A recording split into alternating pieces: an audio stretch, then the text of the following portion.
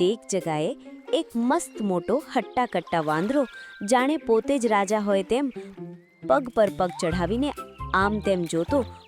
બધાને સીધા કરી દઈશ.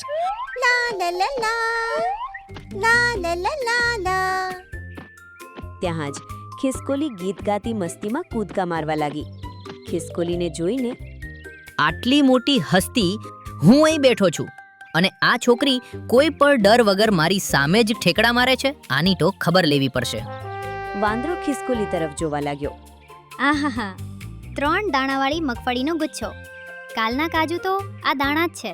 ભલે તેને પલ્લી કહો કે સિંગ દાણા, નામ જે પણ હોય, આનો સ્વાદ જ અનોખો છે. ખાવાનું શરૂ કરો તો રોકાવું મુશ્કેલ છે.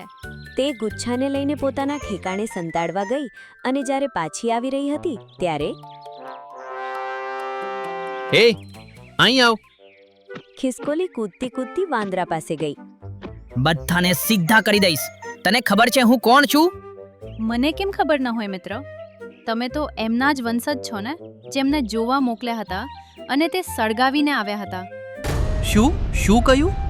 એ જ મિત્ર, જ્યારે હનુમાનજીને લંકા જોવા મોકલ્યા હતા તો તે આખી લંકા સળગાવીને આવ્યા હતા.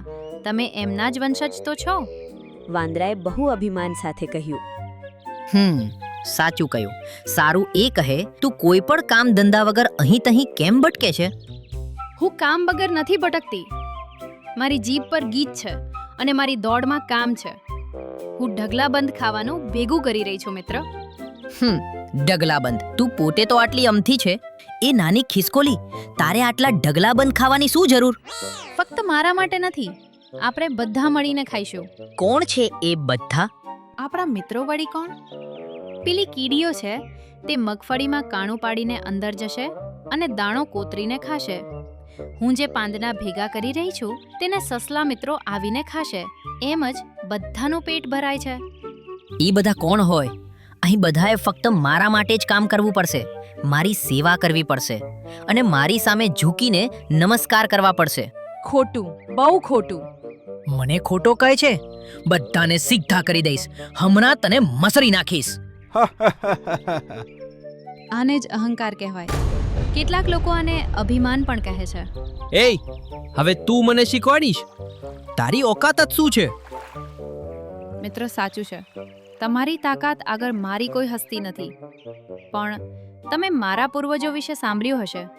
જ્યારે લંકા જવા માટે સમુદ્ર પર રામ સેતુ બની રહ્યો હતો ત્યારે પ્રભુ શ્રી રામે ખુશ થઈને મને ઉપાડી હતી અને પોતાની આંગળીઓ મારી પીઠ પર ફેરવી હતી.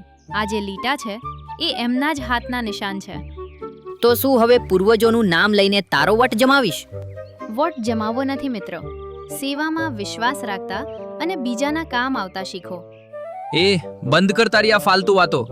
અહીં ફક્ત મારું જ ચાલશે. હું જે કહું એ જ સાંભળવું પડશે. મારી સામે કોઈ ઊભું ના રહી શકે.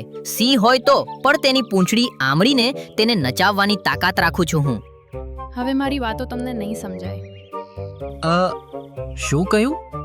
જે હંમેશા બધાને સીધા કરવાની જ વાત કરતો હોય તેને હું શું સમજાવી શકું મિત્ર? મિત્ર નહીં, હું પ્રભુ છું. હું જ રાજા છું. જેવી આજ્ઞા મહારાજ. હવે રજા લઉં? જા. રાત વીતી ગઈ. સવાર પડી. વાંદરો હજી પણ એ જ અકડવાળા પોઝમાં બેઠો હતો. ત્યાં જ ખબર નહીં ક્યાંથી એક પથ્થર આવ્યો અને સીધો તેના માથા પર વાગ્યો. દર્દથી કણસતા આર્તનાદ કરતા વાંદરો નીચે પડી ગયો. બચાવો! કોઈ મને બચાવો! દોડતી ખિસકોલી વાંદરા પાસે આવી. અરે રે, આ શું થઈ ગયું મિત્ર? જોયું તે? હું મુસીબતમાં છું અને કોઈ મને બચાવવા ના આવ્યું. કેવી રીતે આવશે મિત્ર? જે બધાને ડરાવતો હોય, લોકો તેનાથી ડરીને ભાગશે જ ને. સેવા કરવા કોણ આવશે? વાંદરાએ ખિસકોલી તરફ જોયું. તેને ખિસકોલીની કહેલી સેવાવાળી વાત યાદ આવવા લાગી.